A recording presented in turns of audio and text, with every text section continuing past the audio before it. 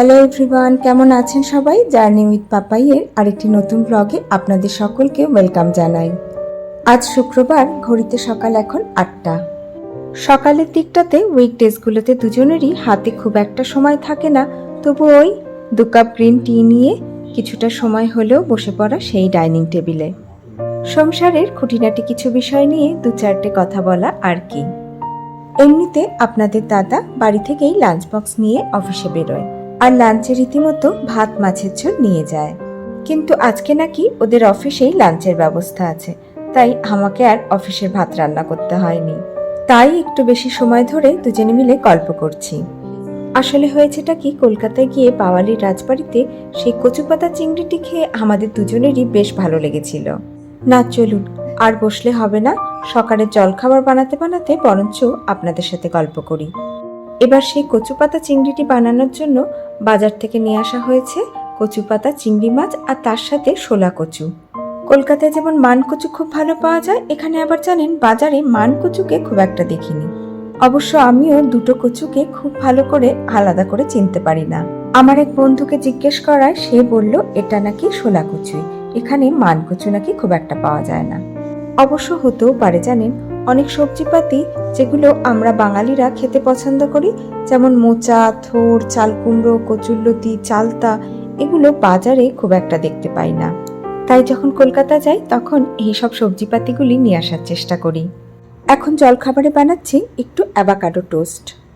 Avocado ফলটি এমনিতে খুবই এক্সপেন্সিভ একটি ফল, তবে মাঝে মাঝে রিলায়েন্স ফ্রেশে ভালো অফারে পাওয়া যায়, তাই একটা আনা হয়েছিল বাড়িতে।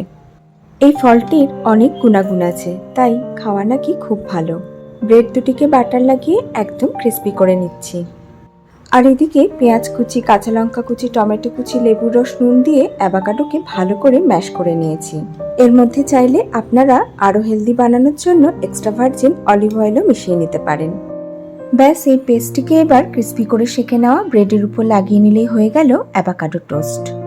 অ্যাভাকাডো টোস্টের সাথে নিয়ে নিয়েছি সকালে জলখাবারে কিছু ফল আর ড্রাই ফ্রুটস। আজকে সকালে যেহেতু খুব একটা রান্নার তাড়াহুড়ো নেই, তাই ভাবছি সেই কচুপাতা চিংড়ি আর কচু বাটা এই দুটি রান্না আজকে করে রাখবো। তাড়াহুড়ো থাকলে জানেন এইসব রান্নাগুলো খুব একটা করা হয়ে ওঠে না। হাজবেন্ড জলখাবার খেয়ে বেরিয়ে গেল, তাই আমি একটু বারান্দায় এসেছি। আজকেও রাঁচির ওয়েদার বেশ মেঘলা। প্রায় 1 মাস ধরে রোদের মুখ দেখিনি, জানেন।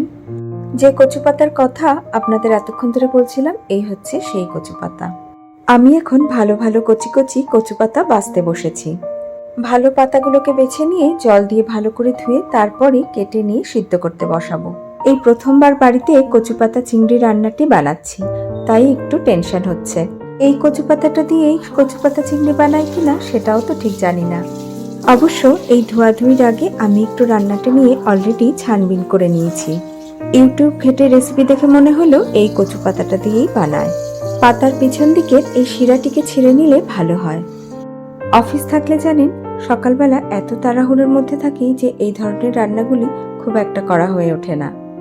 আমি আর আমার হাজবেন্ড দুজনেই কচু শাক, ওলের ডালনা, গাঠি কচু, কচু বাটা এই ধরনের রান্না খেতে বেশ ভালোবাসি। রাঁচিতে বাজারে কচু শাকও খুব কমই দেখতে পাই, তবে এখানে ফুলকপিটি সারা বছর খুব ভালো পাওয়া যায়। চলুন, পাতাগুলিকে একদম জিরিজিরি করে খুব ভালো করে কেটে নিয়েছি, এবার ভাপাতে বসিয়ে দিই। ভাপানোর সময় জলের মধ্যে অবশ্যই একটু নুন ফেলে দেবেন। জলের মধ্যে এরকম নুন দিয়ে সেদ্ধ করলে কচু পাতা থেকে যে গলা ধরার সম্ভাবনা থাকে, সেই সম্ভাবনা আর থাকবে না। ঢাকা দিয়ে 5 থেকে 10 মিনিটের মতো সেদ্ধ করলেই হবে। আমি 7 মিনিটের মতো সেদ্ধ করেছিলাম। ভালো করে সেদ্ধ হয়ে গেলে ছাঁকনিতে ছেঁকে নিয়ে একটু হাতা দিয়ে চিপে চিপে জলটাকে ভালো করে বের করে দিচ্ছি, যাতে কোনোভাবেই না আর কলা ধরতে পারে। এবার মিক্সির জারে নিয়ে নিলাম পরিমাণ মতো সাদা কালো সর্ষে, বেশ খানিকটা কাঁচা লঙ্কা আর নারকেল কুচি। এগুলির একটা পেস্ট বানাতে হবে, আর এই পেস্টটা কিন্তু একদম একটা ফাইন পেস্ট হতে হবে। দাঁড়ান, আগে শোলা কচু বাটার মশলাটা আগে বানিয়ে নিই, কারণ কচু পাতা চিংড়িতে আবার একটু পোস্ত দিতে হবে। সর্ষে বাটার সময় সবসময় একটু নুন দিয়ে পিষলে আর দিতে লাগে না। এই যে মশলা বাটা আমার হয়ে গেছে। এবার এখান থেকে এই পেস্ট থেকে কিছুটা মশলা আমি কচু বাটা বানানোর জন্য তুলে রাখবো। এই বাটির প্রায় 1 বাটির মতো তুলে রাখলাম। মিক্সির জারটিতে আবার 2 চামচের মতো পোস্ত দিয়ে দিলাম। এই যে দেখুন, পোস্ত দিয়ে অলরেডি আমার পেস্টটি বানানো হয়ে গেছে। আমি কিন্তু এখানে সামান্য পরিমাণ জল দিয়ে পেস্টটি করেছিলাম। একটু ভয় হচ্ছিল জানেন, পরে পোস্তটা মিশিয়েছিলাম তো, তাই ঠিকমতো পেস্ট হবে কিনা সেটাই ভাবছিলাম। কিন্তু দেখুন, একদম মিহি পেস্ট হয়েছে। কচু পাতা চিংড়ির জন্য ছোট ছোট চিংড়ি মাছ হলেই ভালো হয়, তবে বাড়িতে আমার কাছে চাপড়া চিংড়ি ছিল। চাপড়া চিংড়ি মাছকে ছোট ছোট টুকরো করে নুন হলুদ মাখিয়ে রেখেছিলাম। এবার সর্ষের তেলের মধ্যে হালকা করে মাছগুলিকে ভেজে নেব। চিংড়ি মাছ আবার জানেন তো, খুব বেশি লাল করে ভাজলে শক্ত হয়ে যায়, তাই খুব হালকা হাতে একটু নেড়েছেড়ে নিয়েই দিয়ে দিলাম সর্ষে, পোস্ত, নারকেল কুচি, কাঁচা লঙ্কা, নুন দিয়ে বানানো সেই পেস্টটি। এবার এই পেস্টের সাথে চিংড়ি মাছটাকে খুব ভালো করে কষে নিতে হবে, যতক্ষণ না মশলা থেকে তেল বেরিয়ে আসে। মশলা কষানোর সময় দিয়ে দিলাম পরিমাণ মতো হলুদ আর স্বাদ মতো নুন। নুন হলুদ ভালো করে মিক্স করে নিয়ে এবার একটু চাপা দিয়ে রান্না করব। ঢাকনা দেওয়ার পরে ওয়েট করব 2-3 মিনিটের জন্য, যতক্ষণ না তেল বেরোয়। এই যে অলরেডি আমার মশলা থেকে তেল বেরিয়ে গেছে। ব্যাস, এবার আর কি, আগে থেকে সেদ্ধ করে রাখা কচু পাতা দিয়ে একটু কষিয়ে নিলেই তৈরি হয়ে যাবে কচু পাতা চিংড়ি। আমি এতে কোনো রকম জল দিইনি, একটু শুকনো শুকনোই বানিয়েছি। আপনারা চাইলে এর মধ্যে একটু লেবুর রসও দিতে পারেন, আজকে আমি দিইনি। আসলে টেস্ট করে দেখলাম জানেন, একটুও গলা ধরছে না। শুধু নামানোর আগে একটু চিনি দিয়ে নামাতে হবে। স্বাস্থ্যের কথা মাথায় রেখে আমার বাড়ির রান্নায় খুব একটা চিনি পড়ে না, তবে এই কচু জাতীয় জিনিসগুলোকে দেখেছি একটু মিষ্টি না দিলে একটুও খেতে ভালো লাগে না। চলুন, হয়ে গেছে আমার কচু পাতা চিংড়ি রান্না। এবার কচু বাটাটা বানিয়ে নিই। গরম কড়াইয়ের মধ্যে একটু ঢাকা দেওয়া থাক, পরে ডিশ আউট করব। শোলা কচুকে আগে থেকে গ্রেটার দিয়ে এরকম গ্রেট করে রেখেছিলাম। বিয়ের পরে শাশুড়িমার হাতে বেশ কয়েকবার কচু বাটা খেয়েছি। কচু বাটাতে আমি একটু লেবুর রস দিলাম। শাশুড়িমা অবশ্য শিলনোড়াতে বেটেই বানাতেন। শিলনোড়াতে বেটে নিয়ে গরম ভাতের উপরে বসিয়ে রাখতেন, আর ঠিক খাবার সময় ওপরে সর্ষের তেল ছড়িয়ে পরিবেশন করতেন। কি অসাধারণ যে খেতে লাগতো। এই যে আমার 2টো রান্নাই কমপ্লিট হয়ে গেছে। আমিও তাই করি জানেন, এতটা কচু বাটা তো একবারে খেতে পারি না, ফ্রিজে রাখা থাকে। ভাত হয়ে গেলে যতটা পরিমাণ লাগবে চামচ দিয়ে বাটিতে তুলে নিয়ে গরম ভাতের উপর রেখে দিয়ে ঢেকে রাখি। 2টো রান্নাই দেখতে কিন্তু দারুণ হয়েছে। এখন ঘড়িতে সময় প্রায় 11:30। রান্না, স্নান, পুজো সেরে বসছি হাতে একটু মেহেন্দি লাগাতে। আসলে কালকে আমাদের ফ্ল্যাটে রয়েছে সাবান মিলন, আর এই সাবান মিলনে এখানে সব মহিলারা 2 হাত ভর্তি করে মেহেন্দি লাগায়। আমি অত বেশি লাগাবো না। আমার ঘরের কাজে যে মেয়েটি আমাকে হেল্প করে, ওই বাজার থেকে একটা মেহেন্দির কোন কিনে নিয়ে এসছে। অনেকদিন আগে থেকেই বলে রেখেছিল যে আন্টি, যখন সাবান মিলন হবে আমি আপনাকে মেহেন্দি লাগিয়ে দেবো। কি সুন্দর মেহেন্দি লাগিয়েছে দেখুন। শুধু লাগালেই তো হবে না, একে আবার শুকানোর জন্য টাইমও দিতে হবে। 2টি হাতের পাতা, পায়ের পাতা কিছুই বাদ দেয়নি মেয়েটি। একরকম জেদ করেই আমার পায়ের পাতায় লাগিয়ে দিয়েছিল, কিন্তু কি অসম্ভব সুন্দর করে লাগিয়েছে দেখুন।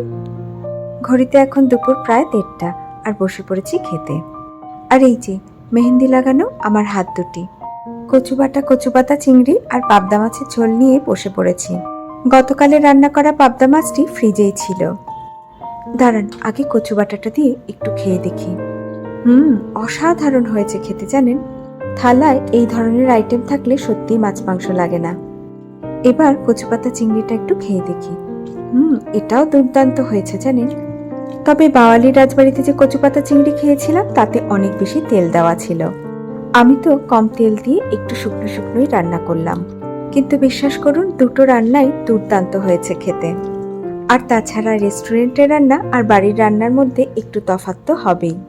2টো রান্নাই আজকে বানিয়ে রাখলাম, আগামীকাল হাজবেন্ডকে লাঞ্চ বক্সে দিয়ে দিতে পারবো। বিকেল 5:45 মতো বাজে, আবার ঢুকে পড়েছি রান্নাঘরে। সবার আগে বসিয়ে দিলাম 2 কাপ চা। আমরা বাড়িতে সকাল বিকেল সাধারণত গ্রিন টি খাই। এই গ্রিন টি এর চা পাতাটি ভিজতে অনেকটাই সময় লাগে, তাই হাজবেন্ড আসার আগে আমি চাটা বানিয়েই রাখি। চা পাতাটা ভিজতে থাকুক, ততক্ষণে রাত্রের ডিনারের জন্য তরকারিটা বানিয়ে নিই। ডিনারে রুটির সাথে খাওয়ার জন্য বানাচ্ছি একটু সবুজ মুগ ডাল মানে তরকার ডাল। তরকার ডালের জন্য পেঁয়াজ, রসুন, কাঁচা লঙ্কা, টমেটোকে ভালো করে কুচি কুচি করে কেটে নিয়েছি। আর আদা, রসুন, শুকনো লঙ্কার পেস্ট আমার ফ্রিজে বানানোই থাকে। এই তরকার ডালটি আমার থেকে আমার হাজবেন্ডের বেশি প্রিয়। পেঁয়াজ কুচি আর রসুন কুচিকে আগে তেলের মধ্যে একটু ভালো করে ভেজে নিয়েছি। তারপরে এর মধ্যে দিয়ে দিলাম টমেটো কুচি। টমেটোর সাথে এর মধ্যে দিয়ে দিচ্ছি আদা, রসুন, শুকনো লঙ্কার পেস্ট। আদা রসুন পেস্টের সাথে একটু হলুদ গুঁড়ো দিয়ে একবারে মশলাটাকে ভালো করে কষিয়ে নেব। একটু ঢাকনা চাপা দিয়ে মশলাটা কষিয়ে নেবেন, তাহলে তাড়াতাড়ি মশলা থেকে তেল বেরিয়ে আসবে। এতে রান্নাটাও তাড়াতাড়ি হবে আর খুব কম তেলেও আপনারা রান্নাটা করতে পারবেন। তবে অবশ্যই লো ফ্লেমে রান্নাটা কিন্তু করতে হবে। মশলা অলরেডি আমার কষানো হয়ে গেছে। এবার দিয়ে দিচ্ছি আগে থেকে সেদ্ধ করে রাখা সবুজ মুগ ডাল। আমি খালি নুন দিয়ে সেদ্ধ করে রেখেছিলাম। সবকিছুকে ভালো করে মিক্স করে দিয়ে দেবো কাঁচা লঙ্কা আর একটু গরম জল। আমরা তরকার ডালটি একদম ঘন নয়, একটু পাতলা খেতে পছন্দ করি। জল মেশানোর সময় আপনারা কিন্তু অবশ্যই গরম জল মেশাবেন। এমনিতেও দেখবেন এই তরকার ডাল জাতীয় জিনিসগুলি ঠান্ডা হলে একটু জমে যায়, আর জমে গেলেই বেশ ঘন হয়ে যায়। একটু ঢাকা দিয়ে 2-3 মিনিটের মতো ফুটিয়ে নিই, তাহলেই রেডি হয়ে যাবে। হয়ে গেছে আমার রান্না। রাতে গরম গরম রুটিটা করে নিলেই হবে। চলুন এবার একটু বারান্দায় গিয়ে দাঁড়াই। বিকেল প্রায় 6:30, এখনো কিন্তু দিনের আলো রয়েছে।